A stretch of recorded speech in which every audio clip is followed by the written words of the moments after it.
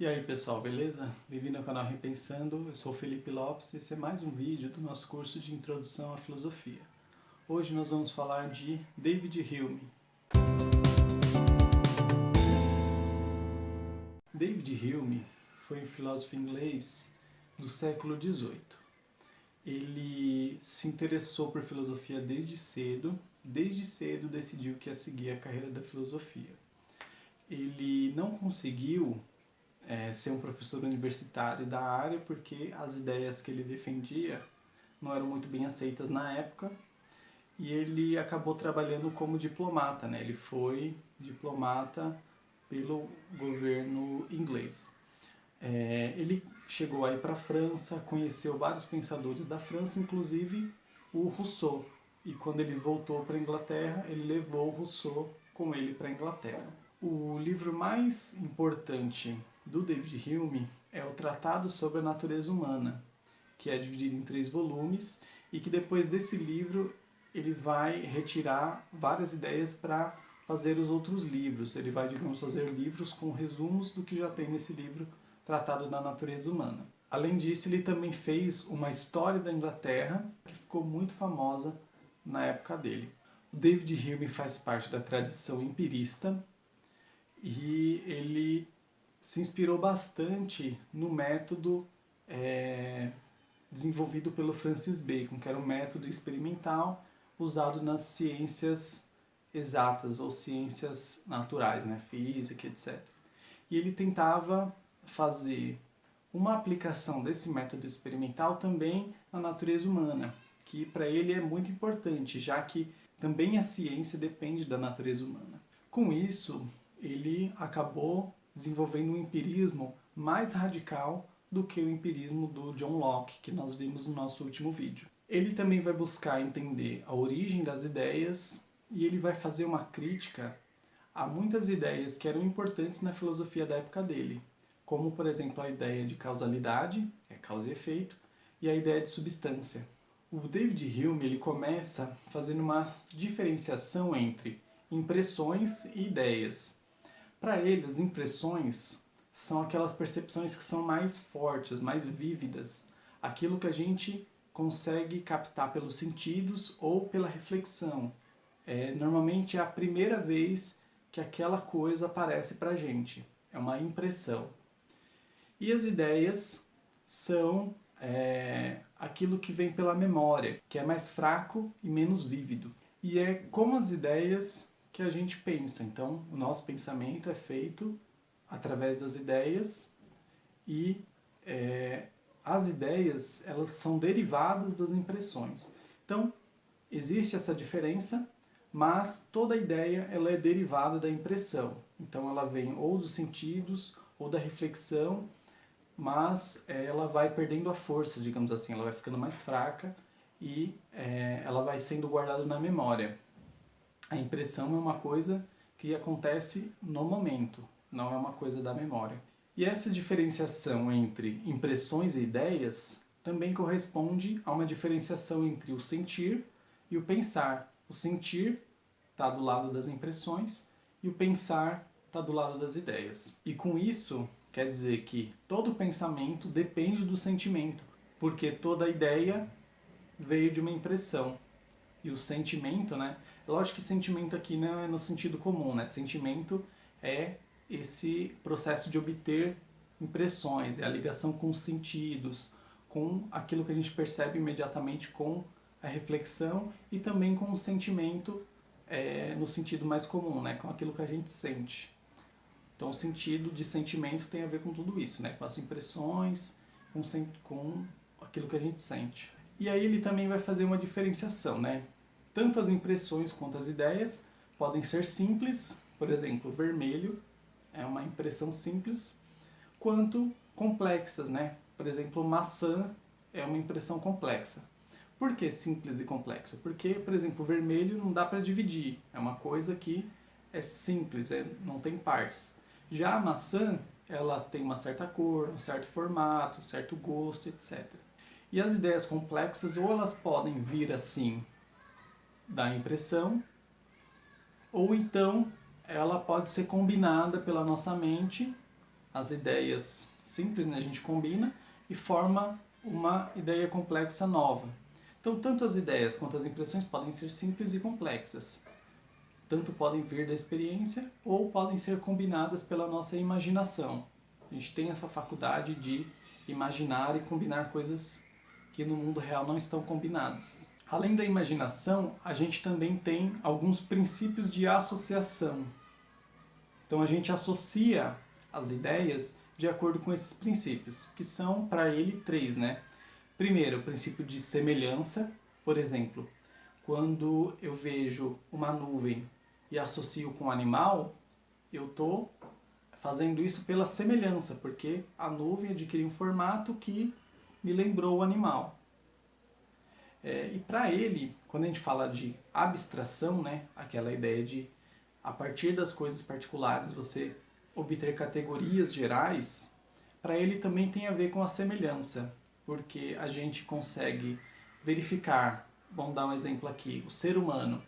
Todos os seres humanos têm algumas coisas em comum e têm diferenças.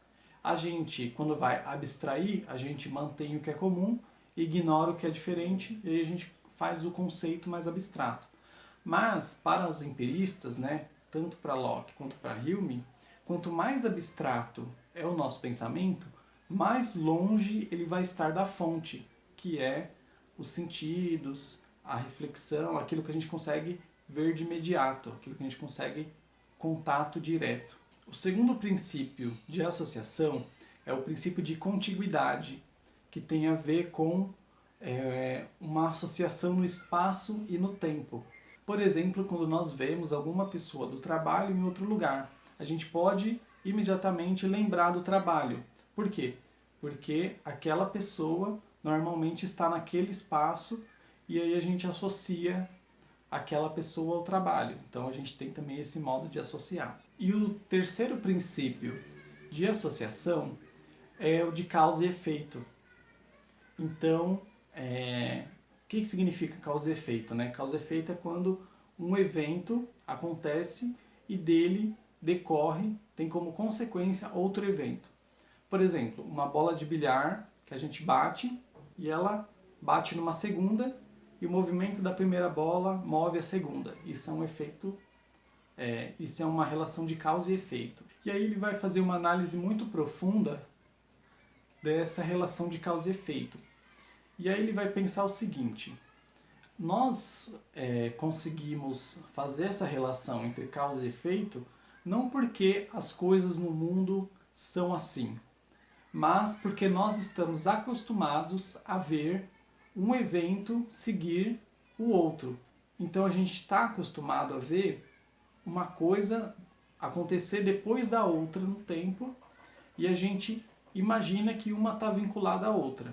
E aí ele diz o seguinte: se a gente não tivesse acostumado a ver as coisas assim, a gente não teria essa ideia de causa e efeito. Por exemplo, se a gente não tivesse acostumado a ver num jogo de bilhar uma bola batendo na outra e a outra se movendo, pode ser que a gente não soubesse o que ia acontecer quando uma bola toca na outra.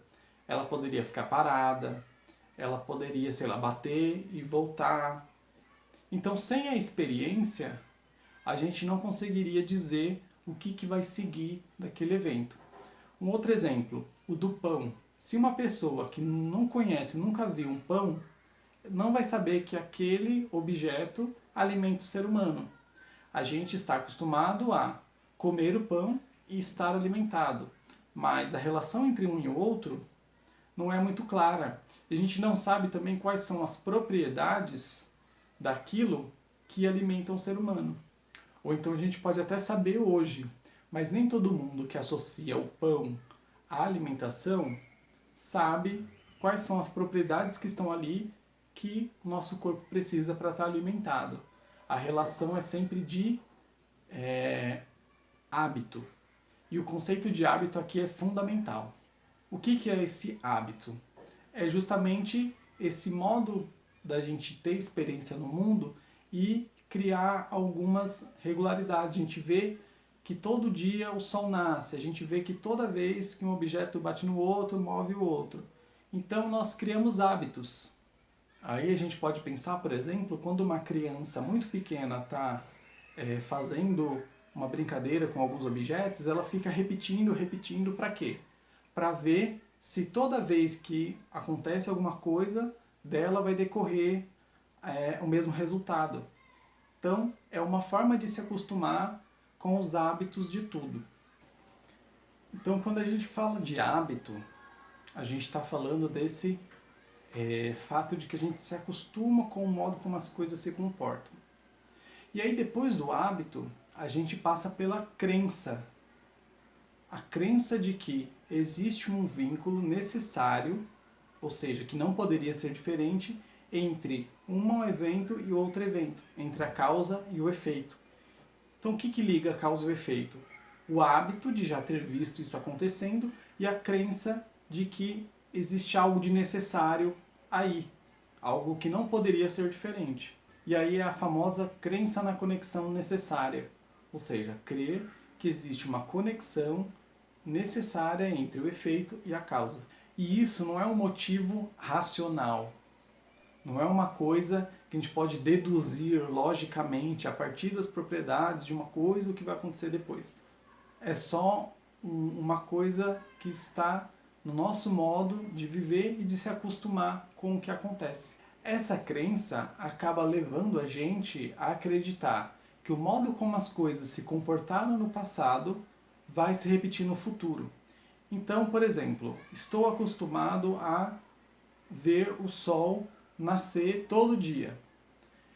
Mas isso não significa que existe uma necessidade por trás.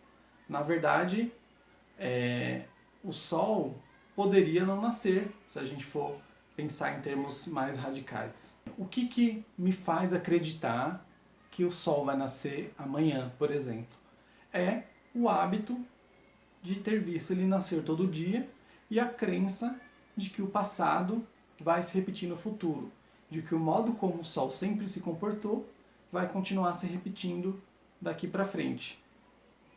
Não é uma coisa racional, é uma coisa que sempre aconteceu e a gente crê que vai acontecer de novo no futuro da mesma forma que aconteceu no passado. E aí a crítica da causa e efeito, da causalidade, é que não é um vínculo racional nem necessário, é um vínculo fundado no hábito e na crença. E isso é muito importante porque a ideia de causalidade ela foi fundamental em muitos sistemas filosóficos anteriores a Hume e até na época de Hume. Se a gente pensar, por exemplo, em Descartes, a gente tem o conceito de causa e efeito ali aparecendo toda hora. Então, essa crítica ela é muito contundente. A própria ciência também usa muitas vezes a noção de causa e efeito para explicar os fenômenos. Agora, um outro conceito, também muito importante para os filósofos, que o Hume vai analisar e vai criticar, é o conceito de substância. E, se você acompanha o nosso curso até aqui, você viu que tem sistemas filosóficos que a ideia de substância é fundamental, que não poderia deixar de estar ali. E a substância, ela tem a ver com essa unidade, né? Com algo que é separado dos outros, independente, etc. Mas para o Hume, a gente não tem essa ideia de unidade, a gente não tem essa impressão da unidade. A gente tem um feixe de impressões e a gente imagina que aquele objeto tem uma unidade. Por exemplo, uma maçã. A gente tem as impressões do formato, do gosto, da cor, etc. E a gente imagina que existe uma unidade naquele objeto, quando na verdade não há, né? Os objetos podem ser divididos, podem ser analisados em várias partes, etc. O que dá a unidade daquele objeto? A nossa imaginação. E é também fundamentado na crença. E o ser humano, além de ser um feixe de impressões, também é um feixe de ideias. Então o que a gente tem no ser humano? Impressões e ideias. E tudo isso é muito múltiplo, plural. A gente tem um monte de impressões, um monte de ideias. Não existe uma unidade, de fato. Então, se não existe unidade, não pode ter substância, né? Então, o conceito de substância também perde sua validade se a gente não consegue estabelecer uma unidade entre as coisas. Uma unidade do objeto ou uma unidade do sujeito. E aí a gente vê sempre que o Hume está muito mais próximo de pensar a partir do sentimento, como nós falamos, do que com a razão. Então, para ele tem uma prioridade, uma predominância do sentimento em relação à razão. Isso vai aparecer em outras áreas do conhecimento também. Na moral, quando ele vai falar de moral, de ética, ele vai pensar a partir da ideia de que a razão não consegue dominar a vontade. A vontade é dominada pelo sentimento, pelos sentidos e pelas sensações. Então, ele não vai dar, por exemplo, argumentos racionais para que a gente age de tal forma e não de outra. Ele vai tratar das paixões, então ele vai fazer uma análise das paixões. E paixões aqui significa todos esses sentimentos que movem ou que afetam o ser humano. Não é só estar apaixonado. A paixão aqui pode ser dor, pode ser raiva, pode ser alegria, pode ser euforia, etc. E aí ele vai dividir. Para ele existem as paixões mais diretas, que são prazer e dor, que são mais ligadas, digamos assim, ao corpo, é mais fácil de se observar. E as paixões indiretas, né, que é orgulho, humildade, etc. E aí ele vai chegar a dizer que a razão é escrava das paixões. Então, quando a gente fala de moral, sempre ou tradicionalmente se pensa na moral como a pessoa se convencer racionalmente de que é melhor agir de um jeito do que de outro. Para Hume, não funciona assim. Para Hume é o sentimento que move. O Hume vai colocar muita importância no sentimento de simpatia, que pode ser explicado como você conseguir sentir o que o outro sente e entender as inclinações do outro para agir. Então, é como se colocar no lugar do outro, né? Hoje em dia a gente usa mais o termo empatia, mas vamos usar a palavra simpatia para significar isso, que é como Hume define, né? Simpatia, então, se colocar no lugar do outro e entender por que o outro age de tal maneira. Essa simpatia vai ser muito importante, porque é um sentimento, não é um argumento racional. E a simpatia pode fazer a gente agir não só para o nosso próprio bem, a gente passa a agir para o bem de todos. E aí, o pensamento do Hume é muito utilitarista na moral. O que significa isso? Significa que a moral tem que buscar o que é útil para aumentar o prazer e diminuir a dor, que para eles são os sentimentos mais diretos, né? Então, aumentar o prazer e diminuir a dor é o objetivo, mas não do indivíduo.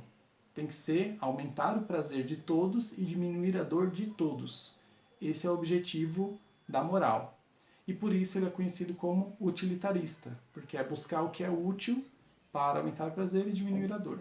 E aí está a importância da simpatia, porque sem a simpatia, o ser humano vai buscar apenas o prazer de seu próprio e diminuir a sua própria dor, independente dos outros. E em relação à liberdade, para o Hume não existe a liberdade como livre escolha, porque isso dependeria da razão comandar a vontade, e a razão não comanda a vontade. Para Hume, a liberdade é apenas eu não ser coagido a agir de uma forma ou impedido de agir. Se não tem ninguém me obrigando a agir de uma forma e nem me impedindo de agir, eu sou livre. Mas a liberdade para ele não é livre escolha, porque nós temos as nossas paixões, os nossos sentimentos que nos dominam. Em relação à religião, o Hume também vai fazer duras críticas. Ele, primeiro, que ele não aceita nenhuma das provas de existência de Deus, e aí a gente pode imaginar alguns motivos, né? Primeiro porque muitas das provas da existência de Deus têm a ver com causa e efeito. Outras provas têm a ver com a noção de substância. E, como nós já vimos, ele faz uma crítica desses dois conceitos, né? Dessas duas coisas. E, inclusive, com isso, ele acaba sendo mais radical do que outros empiristas. Nós vimos que Locke por exemplo, ele tem lá uma prova da existência de Deus, ele tem, digamos assim, algumas coisas que ainda são muito próximas dos filósofos racionalistas. E o Hume não, ele vai trazer o empirismo para um lado muito mais radical. Então, ele crê que a religião ela não pode ser provada, né? A existência de Deus não pode ser provada, e também ele acredita que a religião se funda no instinto. E como que seria esse fundamento instintivo da religião? Para ele, todas as pessoas têm, por instinto, um medo da morte. Inclusive, é preciso que tenham medo da morte para poder sobreviver, né? Só que esse medo da morte no ser humano acabou fazendo com que ele pense em uma vida após a morte, que mesmo que depois que ele morra, ele não acabe totalmente, ele continue de uma certa forma. Então, é o instinto do medo da morte que fundamenta a religião. Para finalizar, a importância de Hume foi muito grande. Primeiro, porque ele levou o empirismo às suas últimas consequências, né? Ele levou muito mais a sério os princípios do empirismo do que os outros. Ele fez a crítica a conceitos importantes, como o conceito de causa e efeito, o conceito de substância, que era fundamental para muitos sistemas filosóficos da época, e ele colocou, de uma maneira filosófica, uma predominância do sentimento, dos sentidos em relação à razão. A dica de aprofundamento é leitura do livro Investigações sobre o Entendimento Humano e sobre os Princípios da Moral. Esse livro vai tratar principalmente de duas das áreas principais que eu tratei aqui, né? Que é a questão do conhecimento e a questão da moral. Certo? Então curte o vídeo, compartilha aí com os amigos, comenta o que você achou, se tiver alguma dúvida. Não esquece de se inscrever no canal e é nóis!